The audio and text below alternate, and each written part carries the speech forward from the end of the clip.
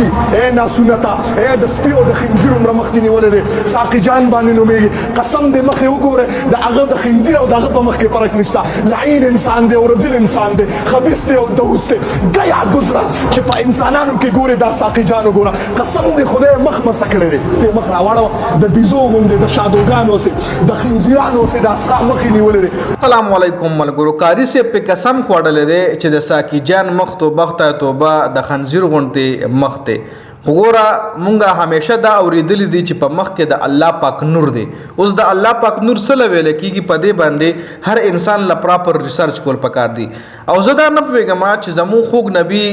کله هم داسې زموږ له یعنی زموږ نه په اسلام کې شته نو زموږ خوږ نبی رویه داسې ودا څنګه چې نن سبا د خلکو دا رویې دي. نه مې ساقي جان دا ترور زوی دی او نه مې د مولوي سره څه پرسنل څه زیاتیات شته دی. د قاري صاحب سره مې نه څه پرسنل زیاتیات شته دی. خو البته میډیا باندې یا په منبر باندې ته ناست دي او د یو انسان تذلیل کې انسان چا پیدا کړی دی؟ الله پاک پیدا کړی دی. یاره زه یو لیټ سپوز دا موبایل ما جوړ کړی هسې مثال خبره او دې پورې بل انسان خندا کوي نو ماله به غوسه راځي چې ګوره دا ما څومره په خوارو جوړ کړی او دی ورپسې خنداګانې کوي دی ورپسې مذاقونه وړاوئ. نو بیا الله پاک انسان پیدا کړی دی نو چې بیا موږ د الله پاک هغه پیداوار پورې خندا کوو د الله پاک هغه کریټیویټي پورې د الله پاک هغه ګوره الله پاک لکه بار بار باز ډیر ځایونو کې مونږ دا اورېدلي چې الله پاک انسان ډیر ښکلی پیدا کړی دی ډیر په ښکلې طریقه باندې پیدا کړی دی. او زموږ خوږ نبي هم دا بار بار فرمایلی دي زموږ د خوږ نبي مطابق چې هغه دا ویلی دي د چیټ جی بی ټي مطابق با پراپر ریسرچ وکړو چونکې ټایم ما سره نو خو ما په دې باندې پراپر ریسرچ وکړو چې آیا زموږ خوږ نبی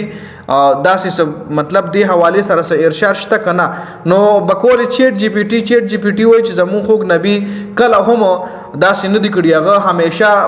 دا دې خبرې نه انسان منع کړی دی چې د انسان مخ پورې خندا یا انسان یو ځناور سره مه کمپیر کوئ ځکه انسان چې کوم دی دا د عزت او د احترام قابل دی. اوس یو انسان سره زما نالګي شي انسان سره په یو خبره باندې زما مخالفت راشي نو زبا هغه خبره باندې تنقید کوم زبا په هغه تنقید نه کوم زبا هغه انسان لداسې نه ویم چې ستا مخ داسې دی یا ته الله پاک تاسې پیدا کړی یا ته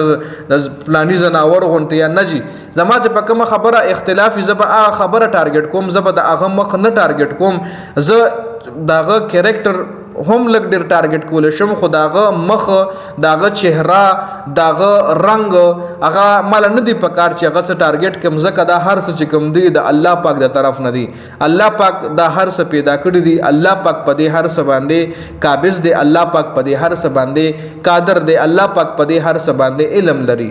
اوس کچره ساقي جان لګوره کفارو زمون خوږ نبی حضرت محمد صلی الله علیه و آله وسلم ته څومره تکالیف ورکړو ایون په ګټو باندې وشتل ایون په هغه باندې خزلی ورغورځول ایون غټ زیاتیاتی ور سره کړي زمون خوږ نبی سره د کفارو ډیر زیات تکالیف ورته ورکړي دي خو زمونږه خوږ نبی چرته یو کافر لبداسې نی ویلي چې یا کافر رستا د مخ توبه نعوذ بالله لکه مطلب دا خبره نه دی کول پکار مولا یا زمون خوږ نبی یا یو صحابي برا پاسې دلی او بل انسان ته یا یو بل صحابي ته وای چې ستا د مخ داسې یا ستا د مخ داسې نو نه دی زما په پوینټ اف ویو سره نه دی داسې خبره کول په منبر باندې نه دی داسې خبره کول په سوشل میډیا باندې د انسان تذلیل نه دی کول پکار. خو نن سبا یو هوا دا سره الوتې ده چې د بل په بیزتۍ باندې موږ له ډېر ځان فخر پې کوو چې یاره دا فلانې سړی مې د لسم بیزته کو وایي په محفل کې مې وله بدې ردې وي په محفل کې مې د خلکو په مخ کې سپک کو وایي بیا یې سترګې ښکته نیولې وي په دې باندې موږ فخر محسوسو. خو نه چې د انسان تذلیل نه دی کور پکار او بیا د مخ تذلیل یا د انسان چې الله پاک پیدا کړی دی نو د هغه داسې بیزتی منم که هغه مړه یو کافر لم داسې قسم الفاظ چې لکه هغه یو غټ دغو کې نو نی ادا کول پکار. زمونږ د خوږ نبی زندگی چې کومه ده هغه مونږ له سټډي کول پکار دی. زمونږ د خوږ نبی په زندګۍ باندې مونږ له ښه پراپر باقاعده ریسرچ کول پکار دی. که چېرې مونږ د خوږ نبی زندگی اډاپټ کا نو ښکاره خبره ده چې هر څه به ډېر زیات چینجز پکې راشي. خیر نه ما سره دومره علم شته چې زه نور ډیټیل سره قاري صاحب له دغه ورکم جواب ورکم او نه زه دا